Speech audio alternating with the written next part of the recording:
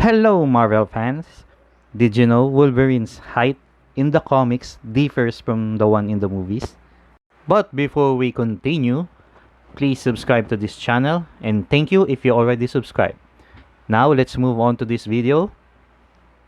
Wolverine is represented by Hugh Jackman as being about 6'3 tall in the movies. Pero sa comics, Wolverine is only 5'3 in height. It's hard to imagine now, but fans were in an uproar when it was announced that he will be playing Wolverine. But things changed and he did a good job playing his character in the big screen. Di lang talaga nila naisip na it's hard to find an actor who was 5'3 tall and made of muscle. They were just mad that things were not going to be exactly comic accurate. But did you know Wolverine, being so short in the comics, is mentioned often and has to do with the animal he is based on, a small yet ferocious creature. So, question is, bakit nga 6'3 ang kinuha nila? Pwede naman 5'7 or 5'5, diba? This is probably because the creators wanted the character to have a stronger physical presence on screen. A taller actor can have a more commanding presence on screen, which may be desirable for a character who is often portrayed as being tough and aggressive. Additionally, the filmmakers may have felt that a taller actor was better suited to perform some of the physical stunts that are required in the action scenes. Despite the height difference, Hugh Jackman's portrayal of Wolverine has been well received by both fans and critics alike.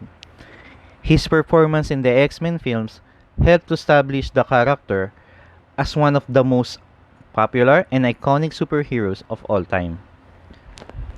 But did you know also, beyond only his height, adapting Wolverine for the big screen posed a number of difficulties for the filmmaker. Like number 1, costume. In the comics, Wolverine is often depicted wearing his iconic yellow and blue costume, which includes a mask that covers most of his face. However, sa movies, Wolverine rarely wears a costume like this. Instead, he is usually seen wearing leather jackets and other casual clothes. Why? Kasi nga, yung mga filmmakers think na masyadong colorful yung costume, which they might think that it is off character to the personality of Wolverine. Now, these following examples naman is his relationship with other characters. Like second, Cyclops. In the comics, Logan and Cyclops have a long-standing rivalry dahil sa mutual attraction ni Logan kay Jean Grey. In some comic storylines, they are bitter enemies. Minsan naman, they are allies. In the movies, however, their relationship is more likely a mutual respect, and they work together as part of the same team without conflict. But may time na nagsasagutan, but in comparison sa comics, na talagang physical yung quarrel nila. Second, Jean Grey. In the comics, Wolverine has a long-standing attraction to Jean Grey. But did you know, sa ibang storyline, Logan and Jean have a romantic relationship? In the movies, however, yung relationship nila is largely one-sided, with Logan had more feelings for Jean. Number 3 is Storm. In the comics, Wolverine and Storm has a close friendship that is based on mutual respect and admiration. In the movies, however, their relationship is not explored in much depth. Reason for this is that they do not have many scenes together. The most significant scene they have is, I think, at X-Men 3 United, where they are preparing for a battle against Magneto and Jean Grey's Dark Phoenix. So guys, if you have any knowledge about this topic, you can just leave a comment below for us to have something to talk about. So moving on, our last X-Men character is Rogue. In the comics, Logan has a father-daughter relationship with Rogue. In the movies, their relationship is not as central to the plot.